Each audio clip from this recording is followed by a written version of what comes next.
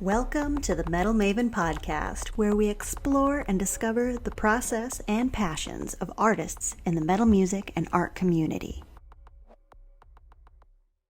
In episode 14 of Metal Maven Podcast, I'm joined by the talented Ashley Worhol, lead vocalist of American symphonic rock band Worhol.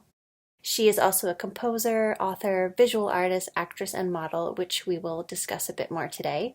Welcome, Ashley. It's so wonderful to have you here. How are you doing? Hi, I'm doing so great. Thank you so much for having me. Absolutely. How are you? I'm doing wonderful, self-quarantined, but doing great. The best that we can do at the moment. Well, let's begin. And as with most musicians, you began playing music when you were very young and eventually added singing to your repertoire. While you have a BA in music composition, it was already in your blood, a natural inheritance, as your father, Larry, is a professional musician as well. He seems to be a source of inspiration and encouragement in your artistry. So to begin, what was it like growing up with that guidance in music, and how did you realize your dreams together? Every time I think about my childhood, all I can think about is hearing my dad play the piano. I remember going down the hall. Actually, most of the time I even kind of hid under the piano, so I'm not even sure if he knew I was there. I'm sure he did. But I was so little and I used to crawl under there and just listen to him practice. So I grew up hearing music constantly in our household, the genre that he played, that he wrote, that we listened to in general. And I think just being surrounded by music at such a early young age kind of helped guide me in my purpose in life. And the other thing that I think is absolutely beautiful is, like you said, chasing our dreams together, is my dad, as soon as he had me, I'm an only child, he kind of had to give up his music dream. He had to support me and my mom, our family. And so now I'm at the age where we can do this together. So it's almost like roles are reversed. So where he had to kind of give up his dreams to pay the bills, to accommodate our livelihood, now that I'm at the age I am, I can change it to where I can provide for us as well. I can be that source of income to help push our dream further. So it's a very interesting twist, between being father and daughter, but it's such a beautiful story to be able to both be at the position in our lives where now is the time, and it is the time. That's so awesome. I've discussed with prior guests, the stories of our fathers and how they've inspired us in music. I think it was with Melissa Van Fleet. She has a very close connection with her father in regards to music, and like growing up, like you said, you listened to your dad playing the piano, and it was my father playing the guitar, so it holds a really wonderful place in my heart. So I'm glad that you've had that same experience too, and now you are a full-fledged musician as well. So I'm so happy that you guys can do this together. That's actually an amazing story. Absolutely. And, it's very interesting too, because when I was looking at universities that I wanted to go to, I remember kind of wanting to get away. Everyone, once they reach college, they're like, okay, well, this is a different point in our life. We're going to spread our wings and fly. And the university that I graduated from, University of St. Thomas, is actually where my father went. And he was the one who submitted me. And ironically, that's where I got all of my scholarships and grants for. So instead of going away, I ended up being right back at home. And that is when I found out that my dad actually played the guitar. So coming home almost every weekend is what kind of gave me the availability to actually kind of start the band with my dad. So if I would have gone away to a different university, who would have known if this would have become a thing? So I think our parents have way more of an impact in our lives than we will ever realize. But I'm so happy to hear that there's other musicians out there who are so close to their parents. Like I said, I'm an only child, but just having that bond to be able to share something with them just outside of your general love that you have for each other is something that will last a lifetime. And just so everybody knows, like, your father plays in Worhol. This is the band you've created together. Yes. And he plays guitar, so which you found out, and obviously I've used that to the advantage of this endeavor. Yes, I did. Am I correct to say the band formed in 2013? Yes. Yeah, we've been around for quite a while now.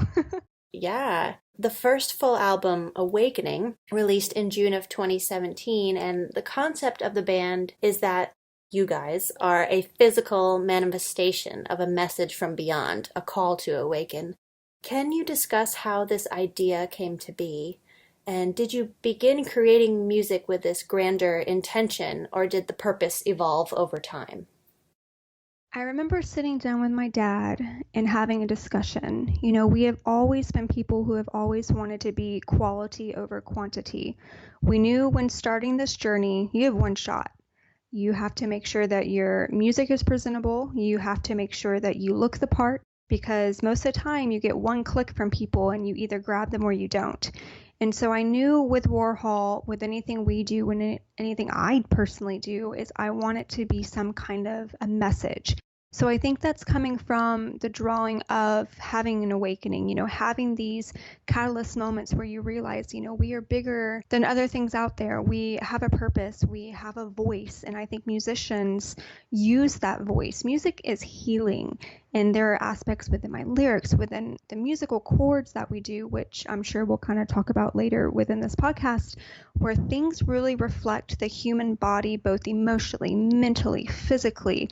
And I knew that I wanted Warhol to contribute to all of those aspects, just to be able to be this manifestation of this worldly idea of unity and coming together and being able to heal in many different platforms. That's very well thought out. I mean, at the very beginning, anyways. Do you know what I'm saying? Like, I feel like Yeah. some other bands, it's just they grow into a concept, but it seems you've sat down and already really thought through it before even beginning. No, I have, you know, and even still to this day, sometimes knowing kind of photos that I would want for 5 years down the line, 10 years down the line, and thinking, okay, when someone pulls up our iTunes 20 years from now, and when they see all of the music that we have released, I kind of want all of those images to somewhat tell a story. You know, it's not just some random cover. Everything is going to have a purpose, whether we realize it or not. You know, I've gone back and listened to some of the music on The Awakening that I wrote probably 5 years ago. Some of those songs I wrote in junior high, so a very long time ago. But some of the lyrics, it's interesting. You know, I do believe that we are guided by our own spirit. And there's a lot of my songs listening back years down the line, I totally understand what I was telling myself. And so I see that kind of with a band is you have to almost pre-plan years and years and years in advance because your spirit knows, you know where you're going without you sometimes even realizing it. So I think that pre-production and anything that you do can truly change someone's career. Well, let's talk about your most recent release, which is actually a short film called Amazing Grace, composed and arranged with your father. It's about a wayward girl who finds herself on the doorsteps of a church, and through the help of the pastor, she finds strength and salvation. You also acted in this project, playing the homeless girl, and your father, the pastor. You mentioned being guided to perform this, so what is the story behind this project, and do you feel it still connects with the intent of the band, or was it meant to be a separate entity? I guess I'll answer the second part of that question first. You know, when Dad and I first started doing this, we had this idea of Amazing Grace years and years and years ago. And similar to how I was stating the pre-production is, I want people to not only know us as Warhol, I want them to know us as musicians. We are very versatile. We have a purpose that is just beyond, you know, the genre that we compose in. And I think that's the beauty about being musicians is you don't have someone telling you, oh, don't do this, don't do that. We have the freedom because we choose to have the freedom. So although it's outside of Warhol, you know, we released it actually on the Warhol YouTube because I want people to not only see that side of us, but those who don't know of us to also be able to then click on the Warhol music, you know, so it kind of goes hand in hand. It's still an entity of Warhol because it's still my father and I and the band members absolutely support the short film, and it'll only do amazing press for the band as well, but it's still a little bit separate because this is something that was very dear to me and my dad's heart. My father wrote the script, he wrote the story for it. You know, this has been an idea of ours probably 5 years in the making. And just legally, not to get into things, this isn't the first time we tried to actually film this video. And the first video was nothing compared to what it is now. And it's one of those things where everything does happen for a reason. And, when you go through darkness, sometimes you don't understand why that darkness is happening. And now that it's been 5-6 years and we can actually release this, I totally understand why nothing happened with the first time. But there is a very unique story to the concept and of what made us want to do this. So with the band, actually, we were doing a signing, and actually Katie Magazine did this beautiful article on us, and we had a local Starbucks that we were able to sit in and had all of our merchandise and was willing to talk to people, drink coffee. It was awesome.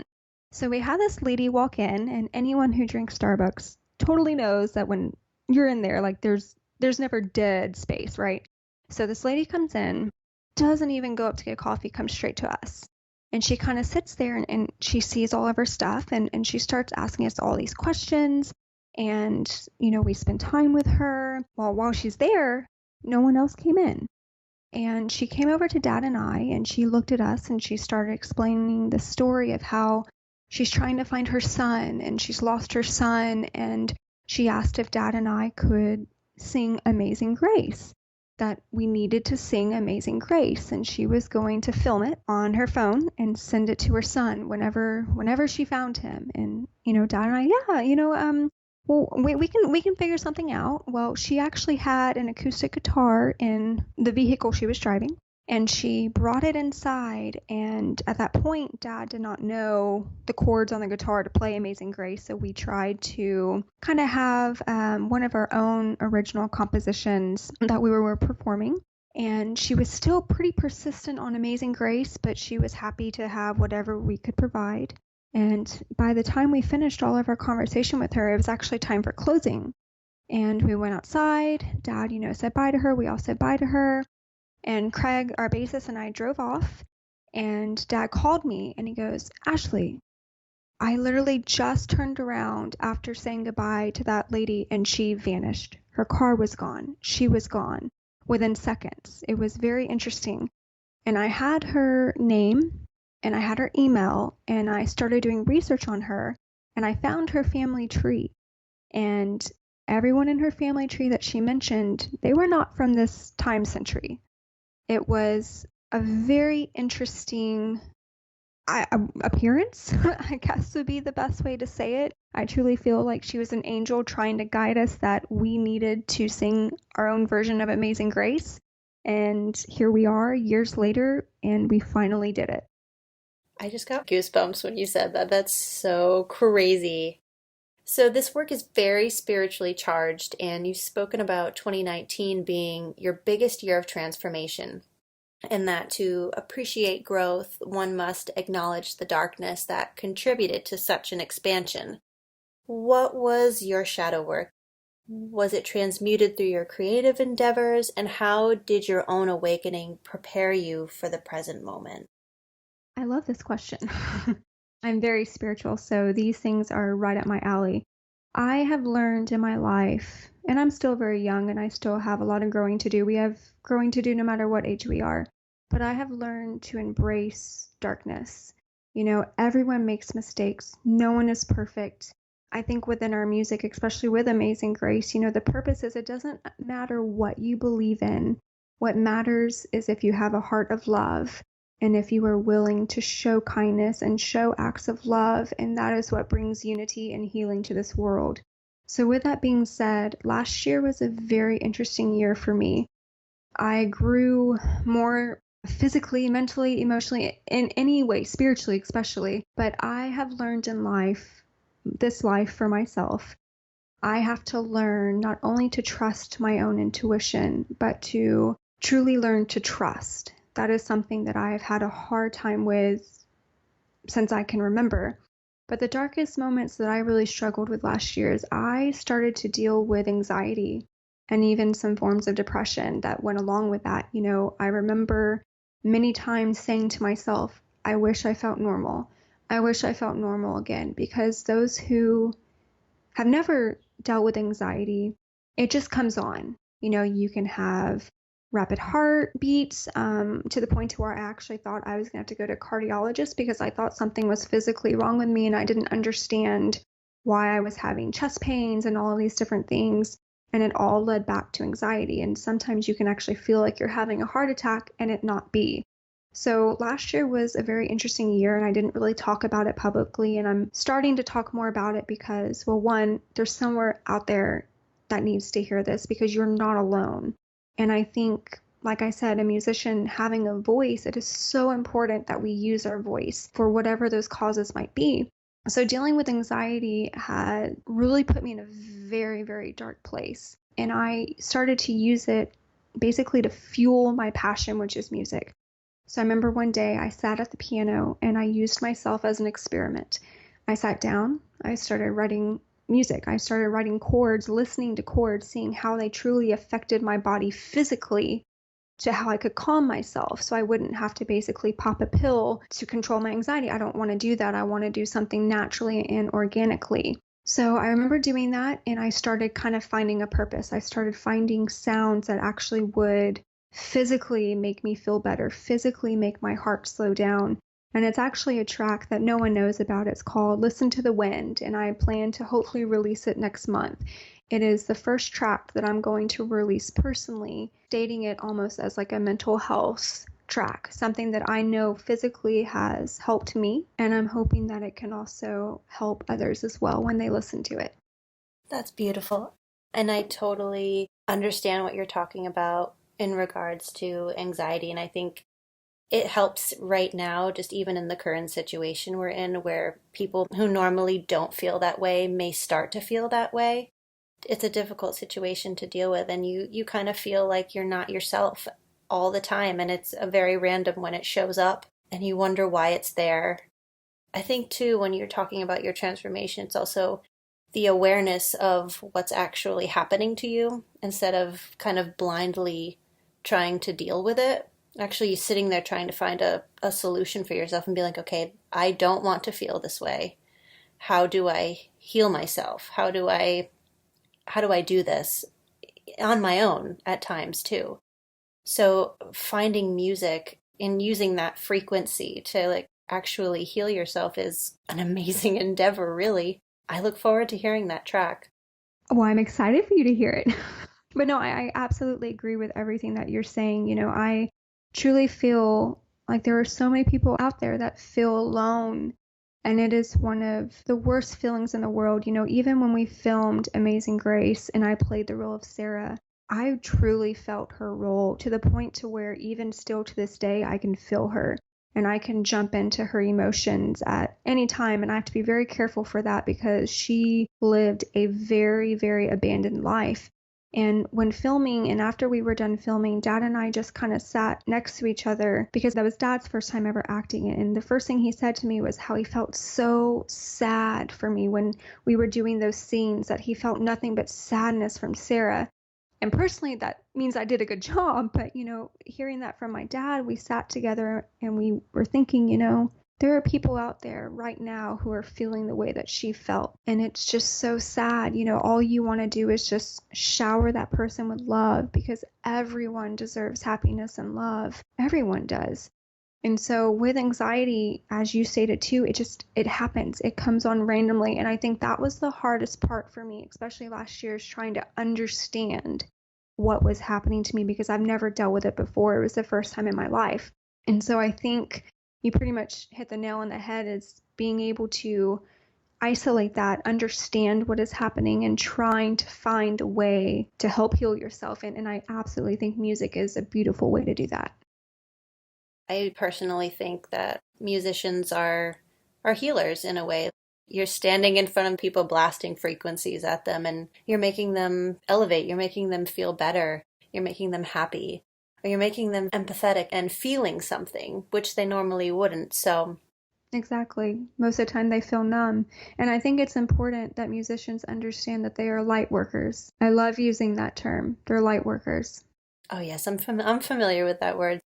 Well, since we're on the subject of this kind of anxiety happening and just the current situation with everything, Worhol will be releasing a new EP soon, which is also very exciting. So many things happening. Yes, it is. I know.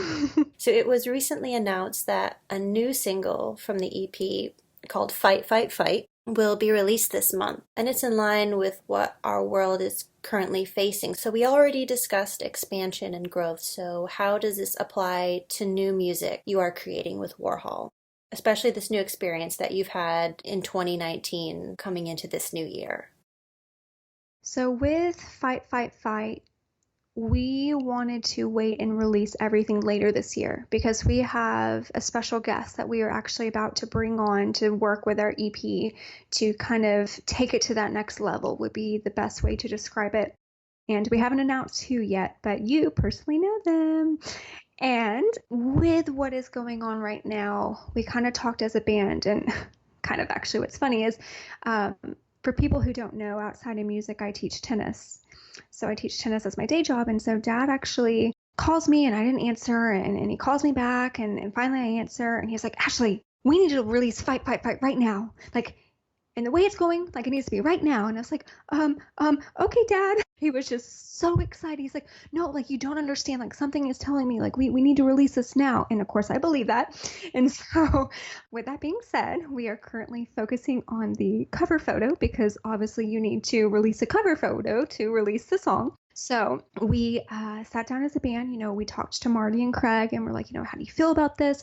How do you feel about releasing the track as is right now, which is a super like rock anthem, right? So it's super uplifting. It talks about unity and being a union and joining hand in hand and fighting for survival. And so ironically, the lyrics are so perfect for right now, which is kind of scary how ironic they are. Another one of those things of where I've looked back at lyrics I've written years ago and I'm kind of like, what were you telling me then? But anyways, that's a whole other story. So we talked to Marty and Craig and we were like, how would you feel if we released the song as is and then on the EP we release the newer version of it, a completely different version? And they were like, you know what? Let's do it. So we're actually going to have two different versions of that track.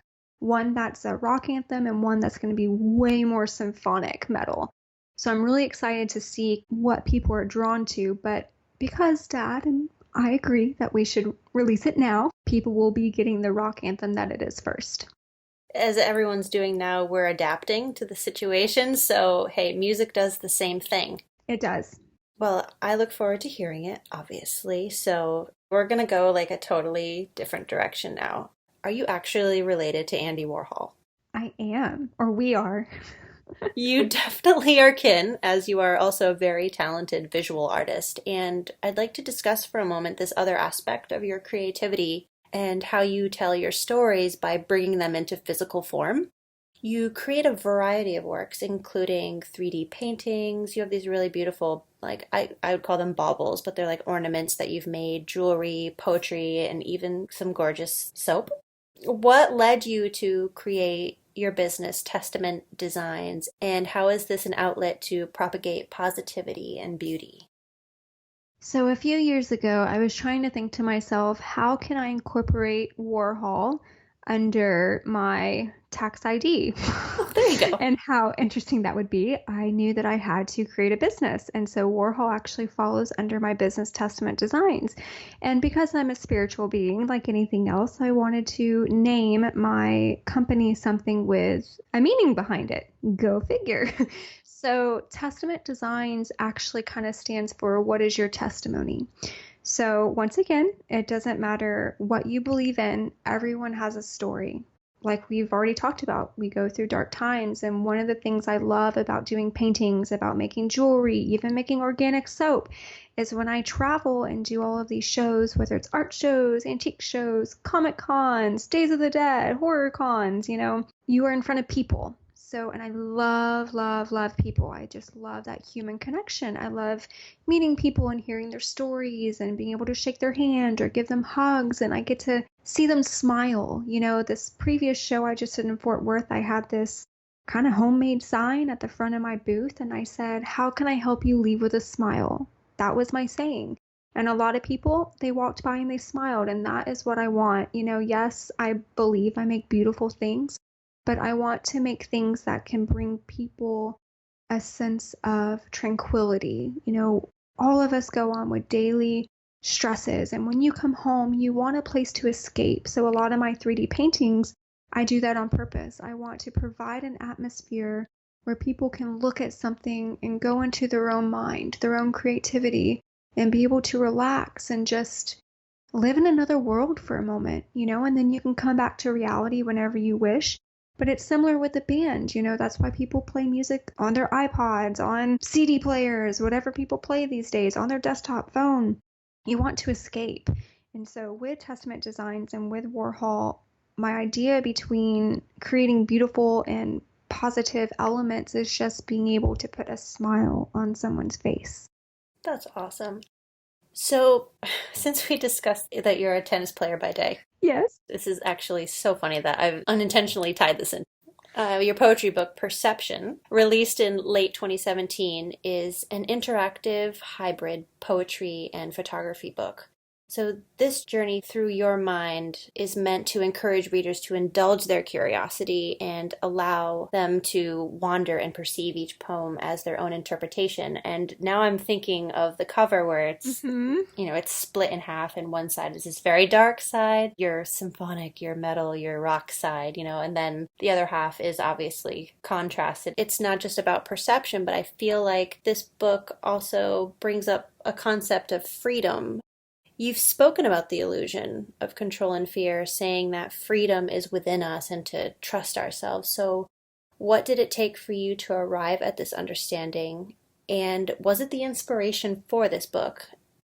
So, I would have to say, if you think of the word freedom, what would it mean to you? For me, I would say that you almost have to unteach yourself everything that you were taught. If you imagine us in a box of things where we're told what we can and cannot do, and if you imagine slowly those sides just releasing into thin air, what would you do if you had the whole world at your fingertips? What I perceive is completely different than the person next to me, what they may perceive, and vice versa, and the person next to them. And I wanted to create something where someone could perceive a world from someone else's view. And that's exactly what Perception was, is I wanted to create almost a movie and a book-like, to where one page had the poem that I wrote that would give the escape, would give your mind complete freedom, because as you're reading the poem, it places you somewhere else and you create the concept within yourself. So not only are you reading words and looking at beautiful photos, it's making you imagine, what would you have done in that scenario? What would you possibly do if that scenario becomes to life? I actually have a poem in there called Ground Below. It's very similar to what's going on today, and the photo is actually me looking in a place of full of destruction, and I have my hands over my ears and I'm screaming because all she can hear is just screams, and she's breathing in smoke, and she has to be secluded and quarantined. So it's very interesting.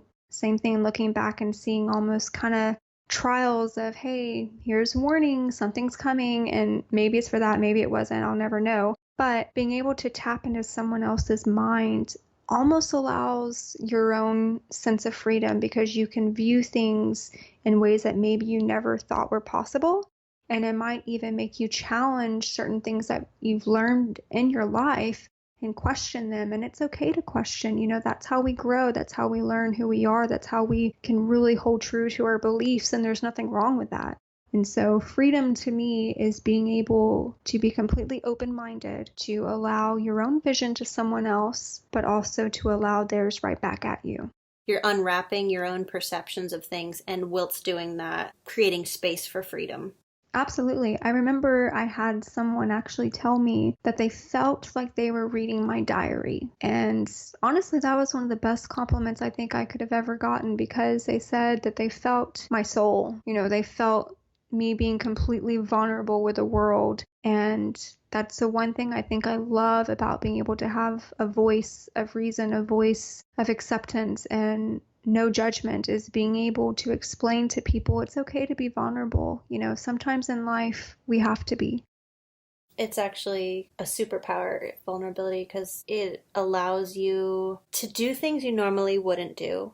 With this podcast, when I began it, you had spoke about having anxiety, and actually I've never talked about it before, which I'm talking about with you. Since you're being open, I will be open. So I initially created this podcast to combat my own anxiety. Life was changing around me, and I ended up kind of going within myself, and I was like, okay, you need to come out of this. You need to fix yourself. So, in order to start having proper conversations again, because things were shutting down a bit in regards to my communication, I said, okay, this is what you do. And I held myself accountable every month to speak with somebody and learn about how they live in the world as an artist and what are their passions, and get out of my own head to learn about something else.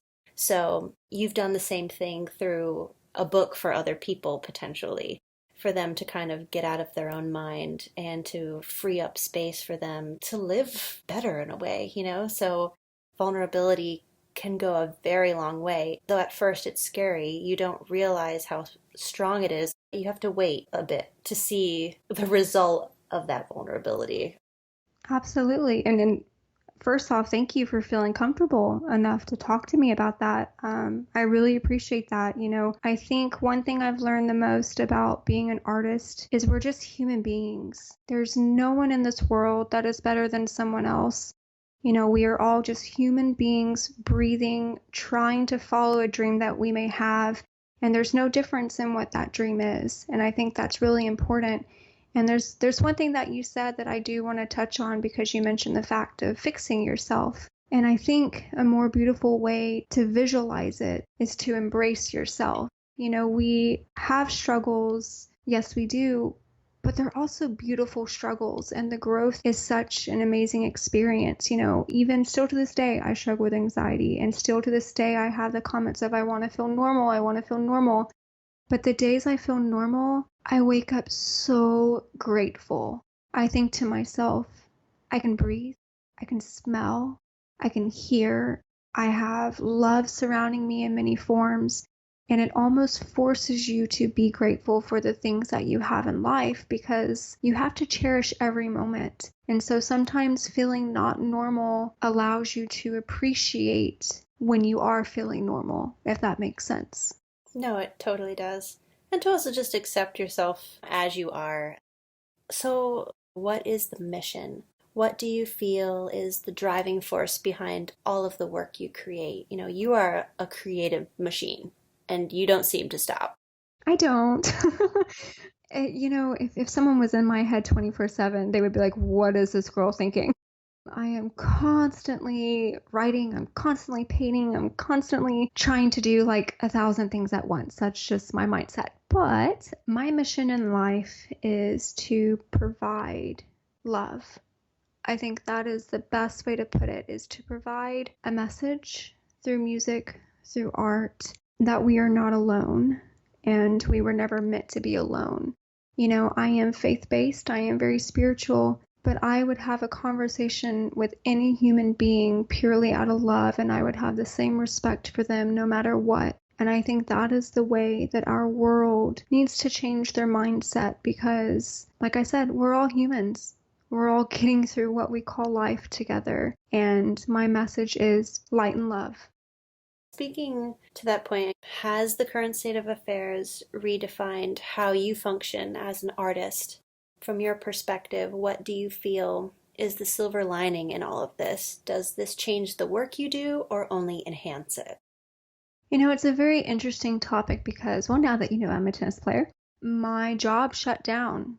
And, for months I've wondered what would it be like just doing music and art, because obviously all artists struggle, and I can't financially support myself just being a musician and artist. And so that's why I still have my day job. These 2 weeks I told myself, act as if all you are is this. And girl, I have been nonstop. I have done way more in 2 days from home than I've probably been able to do in a week. And it's so exciting. Obviously with the times that are going on right now, it's heartbreaking. Our world is falling to pieces right before our eyes. Yet within the darkness, there's always light. And even Craig and I were talking about this earlier, is if you think about it right now, families are forced to be spending time together. They're being quarantined, which means loved ones will be able to spend more time with each other than they probably have in months. You will get to wake up together, go to sleep together, maybe at the same time, who knows? There's a lot of things that I think are underlining hidden messages within what is going on in our world right now of, hey, we need to wake up and look at what's happening. Now grocery stores are allowing a time frame for elderly people to come alone. That means that could have been happening all this time, but it took some kind of chaotic event for it now to happen. And I think people need to realize that everything that's happening right now is a possibility. Things could have been done, yet all these years they haven't. And my heart and my prayers go out to all of the families who are struggling, any turmoil, all of the home businesses. My dad is one of them. He teaches piano and guitar lessons for his living outside of the band, and he's completely shut down because no one wants to come out, which is understandable. So there's a lot of people who are going to truly lose income, lose their business. And I pray for them. I pray for them, and I hope that from the darkness that they can rise from the ashes and keep going, because the hardest thing is to keep going. And I hope people can find hope and see the things that are happening around us and being able to embrace them and help be the catalyst for their growth as well. Yeah, I think all of this too is causing a slowdown in a way. It's kind of forcing people to sit with themselves and instead of being on this autopilot. And it's difficult to do, to kind of understand yourself after you've been just kind of grinding for so long. And I think a slowdown's really good for people. I mean, I know it's not the best situation for it to happen, but as you said, it takes the dark to bring out the light. So I do have hope from this, though I don't think the situation will be beautiful for a long time. But I mean, I also know working with other musicians, lots of tours now are being canceled. It's actually been full blown chaos this past 2 weeks. So it's interesting to see what's going to happen within the music industry because of what's going on currently. I absolutely agree. And, I think now that bands are doing live streams, I think that might even open up a completely separate revenue system for musicians that weren't really even maybe possibly considered in the first place. Fans love having intimate moments and being able to just kind of watch your favorite musician on your laptop kind of talking to you, just kind of having that intimate acoustic performance. There's something so raw about that I think not only will people truly embrace that, but once again, once, clubs and venues are open back, I think there's going to be such a mass level of amount of people that are going to start going to concerts again, which I think is absolutely incredible.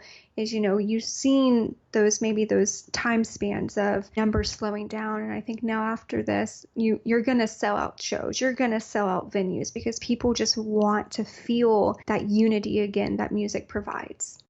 Absolutely.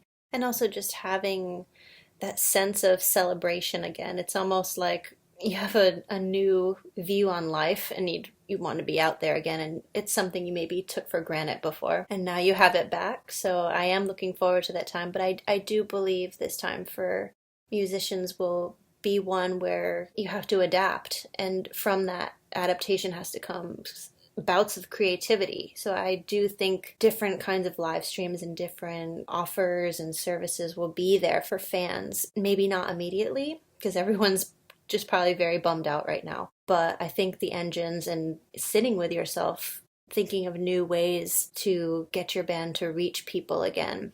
I do hope and think that something good will come out of it. I think it's going to be super creative. I think you're absolutely right. Besides the new Worhol EP, which you guys are working on, should we expect any other collaborations or projects from you in 2020? Now that you have become the artiste full fire. There are a ton of artists that I would love to collaborate with, whether it's Worhol, whether it's my own stuff. I do see a lot of bright opportunities for Worhol in the very near future. And some of the things I'm actually currently focusing on now, there's several films that I'm composing for that'll be starting to film later this year, and several of them actually have Warhol tracks. Some of them are specific tracks that Warhol are writing for the film, so I think that's going to be an incredible opportunity and an incredible process, and will open so many doors just for us. You'll always see something from me or for the band. You know, our minds never stop working. We are musicians. We will always make music. And I think that the beauty about being a musician is this is our calling and we'll never stop. Well, that's awesome to hear. And that is all the questions that I have for you today, Ashley. I really appreciate you taking time out of your day to chat with me a bit more about yourself and the band. Well, thank you. I so appreciate you, wanting to speak to me, wanting to present the band. Word of mouth and fans and sharing is basically the way that will help us reach a bigger following and growth. And we just want to take the time and thank you and your podcast. And I look forward to everything that could possibly come out of it. So we're really, really excited. To learn more about Worhol and purchase their latest album, The Awakening, visit worhol.net. And be sure to view Ashley's latest art pieces for Testament Designs at testament-designs.myshopify.com. Visit metalmavenpodcast.com for links to Ashley's social profiles, videos, and read the full transcript of this interview. Thanks for tuning in. And be sure to subscribe to Metal Maven Podcast on Apple, Stitcher, Spotify, and Google.